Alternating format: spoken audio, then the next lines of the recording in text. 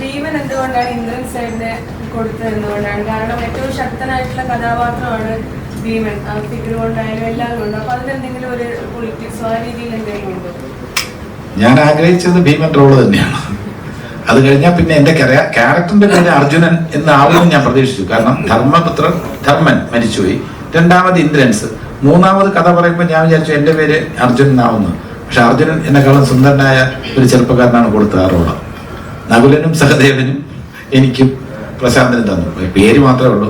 കഥാപാത്രങ്ങൾ എന്ന നിലയിൽ അഞ്ച് പേർക്കും ഇതിലെ ധർമ്മന് ഇമ്പോർട്ടൻസ് ധർമ്മന്റെ പത്നിക്ക് കൊടുക്കുന്നുണ്ട്. ബാക്കി 4 പേർക്കും ഏകദേശം തുല്യ പ്രാധാന്യമാണ്. ഇനി കളിക്ക് അല്ലെങ്കിൽ തമാശയ്ക്ക് വേണ്ടി പറയാമെന്നുള്ളതേ ഉള്ളൂ. എനിക്ക് ഈ പഞ്ചപാണ്ഡവരിലെ എല്ലാ കഥാപാത്രങ്ങൾക്കും തുല്യ പ്രാധാന്യമാണെന്ന് തോന്നിയിട്ടുണ്ട്. അതിൽ കൂടുതൽ നമ്മൾ എപ്പോഴും ചർച്ച ചെയ്യുന്ന പല കാരണങ്ങളാൽ ചർച്ച ചെയ്യുന്നത് ധർമ്മപുത്രൻ, ഭീമൻ, അർജുനൻ. നകുലനും സഹദേവനും ചർച്ച ചെയ്യപ്പെടുന്നില്ല, അധികം ചർച്ച ചെയ്യപ്പെടുന്നില്ല. അതെ അതെ അതെ. അപ്പൊ അതുകൊണ്ട് കൂടെ ഒരു വേറെ അമ്മമാരും ഒക്കെ ആയതുകൊണ്ടായിരിക്കാം കൂടുതൽ ചർച്ച ചെയ്യപ്പെടുന്നില്ല. രാമായണത്തിലാണെങ്കിൽ ശ്രീരാമൻ ചർച്ച ചെയ്യപ്പെടുന്ന പോലെ ലക്ഷ്മണൻ ചർച്ച ചെയ്യപ്പെടുന്നു, ഭരതൻ ചർച്ച ചെയ്യപ്പെടുന്നുണ്ട്. ശത്രുഘ്നൻ അത്ര ചർച്ച ചെയ്യപ്പെടുന്നില്ല എന്ന് പറയുന്ന പോലെ നകുലനും സഹദേവനും അത്ര ചർച്ച ചെയ്യപ്പെടുന്നില്ല യഥാർത്ഥ മഹാഭാരതത്തിൽ. ഇവിടെ അങ്ങനെയല്ല.